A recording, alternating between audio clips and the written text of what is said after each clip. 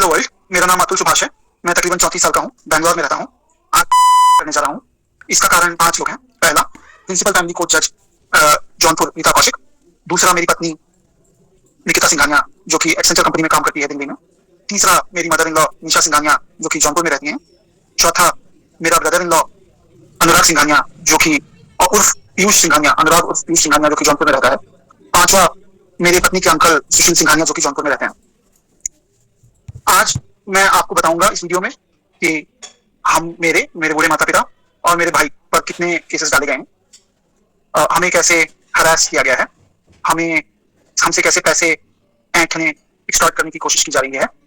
ऐसे सिचुएशंस बना दिए गए हैं जहां पर मेरा खुद को खत्म कर देना ही सबसे सही रास्ता समझ में आता है।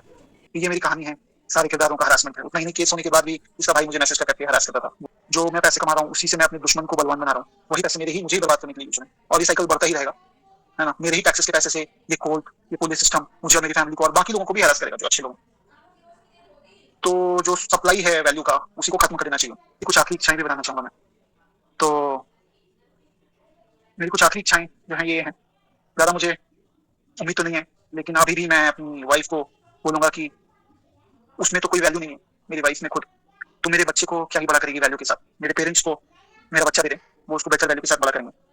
और I think she should have done it with me, she should have given the child to me, but मुझे बच्चे से अलग रख के दुख पहुंचाने के लिए उसने किया है, जबकि उसे भी पता है वो बच्चे को रेज करने में अक्षम है। पूरी बोली कि मैं बच्चे के पाल परवरिश के लिए पैसे भी नहीं है अगर तुम्हारे पास, तो हमें दे दो बच्चा, हमें मेरा आखिरी अंश मेरे माँ बाप को दे दो, वो बहुत नाजों से पालेंगे उसे। और मेरा भाई एक बहुत अच्छा आदमी है, वो भी पालेगा उसे। बट मुझे ज्यादा उम्मीद नहीं है इसकी।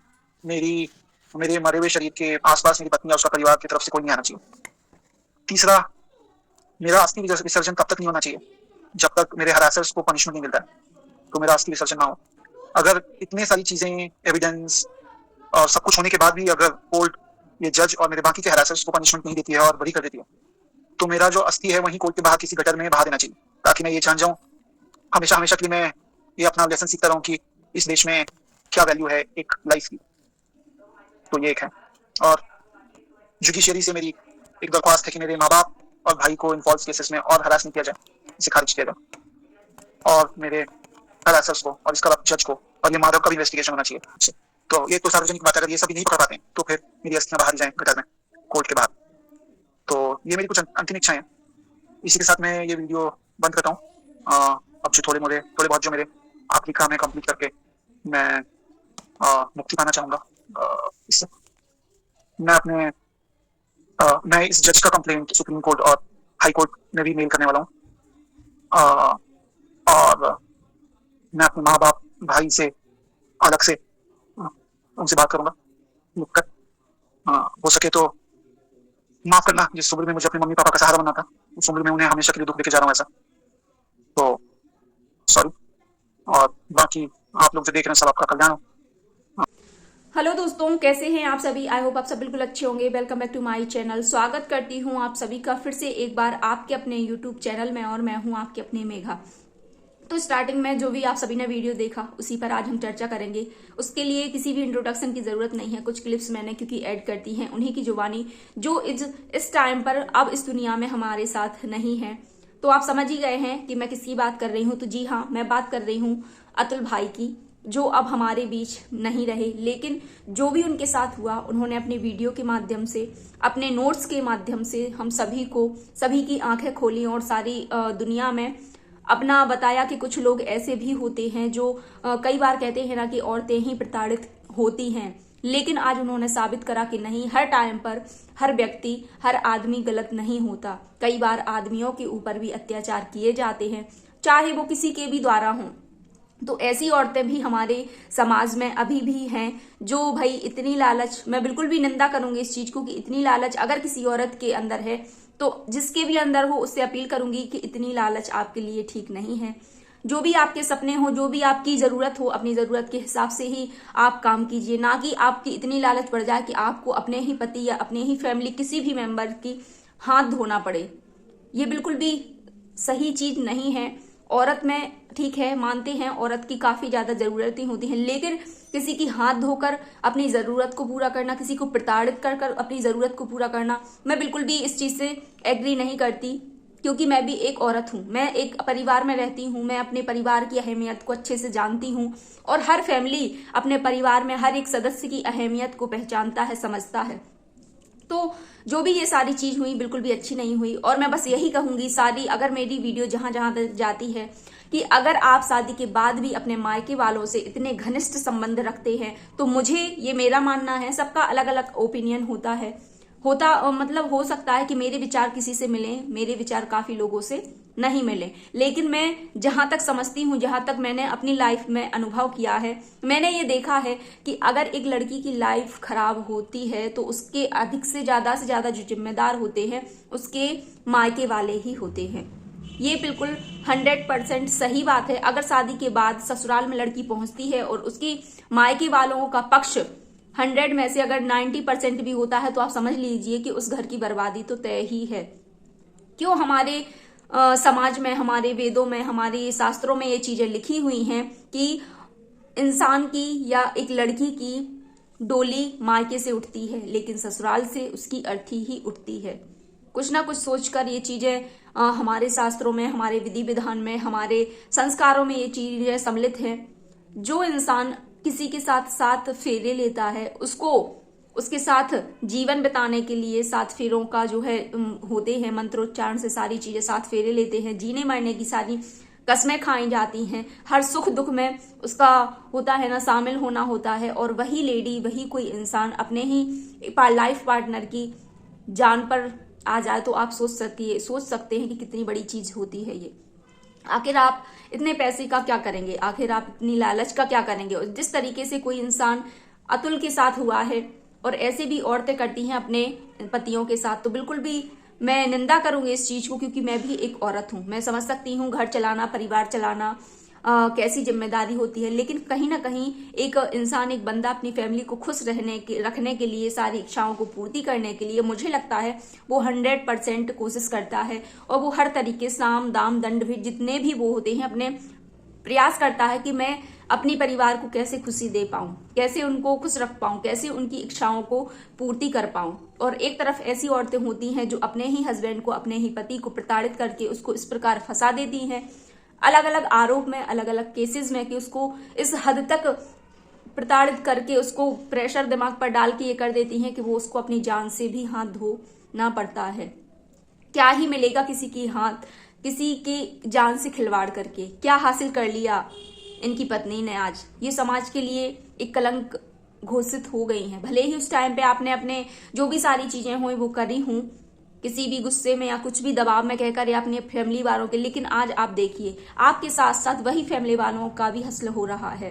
क्यों? क्योंकि आपने उनकी बात मानी, आपने अपने मायके वालों की बात मानकर अपनी फैमिली के साथ धोखा किया। आपका एक बेटा था, आपका हस्बैंड अच्छा खासा कमाता था, लेकिन आपको पता नहीं क्या ही भूत चढ़ा रहता है ऐसी औरतों पर। मेरे लिए कोई वर्ड भी नहीं है यहाँ पर बोलने के लिए। और कई बार इंसान लोगों को लिए गलत बोलता है, एक आदमी के लिए कई तरीके की बातें होती हैं कि नहीं, शायद आदमी में ही कोई गलती होगी, आदमी ही दारू वगैरह पी के मारपीट कर रहे होंगे, लेकिन नहीं, ऐसी औरतें भी हमारे समाज में होती हैं। अतुल की पत्नी ने क्या क्या उन पर केसेस किए, सारी चीजें उन्होंने अपनी 1.5 घंटे की वीडियो में सारी उनकी मुझे तो ये लगता है कि उनकी जो स्टोरी है अब उस पर एक मूवी बनना चाहिए। क्यों? क्योंकि जो उनकी स्टोरी है वो रियल, क्या क्या उनके साथ हुआ है, वो सारी चीजें हमारी आंखों के सामने हैं। और ये आप मेरी बात आज मैं लिख कर दे रही हूं, इन पर 100% मूवी बनेगी। जो भी इनके साथ हुआ है, निश्चित बात है कि आने वाले टाइम में इनके ऊपर एक मूवी बाकायदा बनेगी। इतना इंसान प्रताड़ित हुआ है। अपील की है, जो आदमी कुछ उनकी ख्वाहिशें हैं गटर में बहा देना, जो मतलब उन्होंने बोला है कि मेरी, अगर मुझे न्याय नहीं मिलता है तो मेरी अस्थियों को गटर में बहा देना, और मतलब उनकी जो बातें हैं दिल दहला देने वाली हैं। आप सभी के सामने ये सारी चीजें हैं। क्या इस प्रकार किसी औरत को ऐसा करना चाहिए अपने पति के साथ? आज मेरा ये वीडियो बनाने का मकसद यही था कि शायद समाज में अभी भी कुछ ऐसी औरतें होंगी जो इस प्रकार के विचार रखती होंगी, अपनी फैमिली वालों को परेशान करके, अपने ससुराल पक्ष के जो हैं माँ बाप, उनको परेशान करने के लिए। तो बस मैं तो यही कहूंगी कि जो वाइफ अपने पति का सगा नहीं हो सका, वो तो मुझे नहीं लगता, अगर ऐसी औरतें किसी भी घर में है तो वो किसी की भी सगी होंगी। मान लेते हैं सास ससुर प्रताड़ित करते हैं या कुछ भी करते हैं, आपकी उनसे अनबन होती है, लेकिन एक लाइफ पार्टनर हमारे जीवन में ऐसा होता है कि आप भले ही उनसे अलग रहें, आपकी फैमिली अच्छी खासी बेंगलोर में चल रही थी इनकी, लेकिन फिर भी पता नहीं इनको क्या चुल्लू मची हुई थी कि इन्हें अपने मायके वालों के साथ रहना था, उनको तंग करना था, उन पर झूठे आरोप बनाने थे। इनफैक्ट जब उनके पिताजी को अटैक आया तो वो भी सारा ब्लेम इनने अपने हस्बैंड को परेशान करने के लिए उन पर थोप दिया।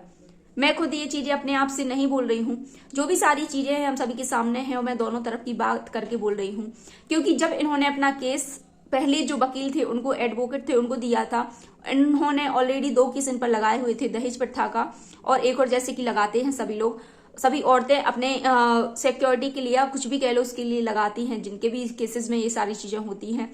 उस वकील ने भी इनको मना कर दिया था कि नहीं आप गलत कर रहे हैं, अगर आपने उन पर मर्डर का केस लगाया और अगर आप केसों को बढ़ाना चाहती हो तो उनके लिए कहीं ना कहीं मुसीबत बन सकती है। जो उस टाइम पर वो वकील था तो इन्होंने उस टाइम पर अपना वकील चेंज करके 2019 में इनकी शादी हुई थी। इसके बाद 2022 में कोरोना के बाद इन पर ये जो केसेस का सिलसिला चालू हुआ, वो वकील भी आज हम सभी के सामने आया और उसने अपनी सारी चीजें यहाँ पर क्लियर करी। तो निंदा करती हूं मैं ऐसे कानून की जो सिर्फ एक लेडी के लिए है। इतना लंबा प्रोसेस होता है, माना कि कानून व्यवस्था हम सभी को यही सीख देती है, यही कोशिश करती है कि किसी भी बहू बेटी का घर ना टूटे। इतना लंबा प्रोसेस शायद इसीलिए चलता है कि उसको एक साथ जोड़ने के लिए, लेकिन कहीं कहीं ऐसे जो होते हैं ना घूस लेने वाले, हर मतलब इस जमाने में हर इंसान बिका हुआ है, कोई भी ऐसा वो नहीं है जहां पर फीस घूस या कुछ भी नहीं चलता हो, हम सभी जानते हैं।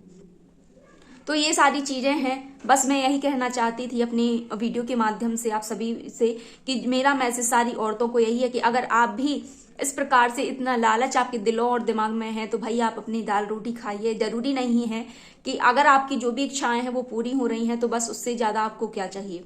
सुख की 2 रोटी ही बहुत होती है। कलेश करके अगर आप लाखों करोड़ों रुपए अपने पास रख भी लेते हैं तो कोई भी इस दुनिया में अपने सर पे बांध के कोई भी पैसा नहीं जाएगा।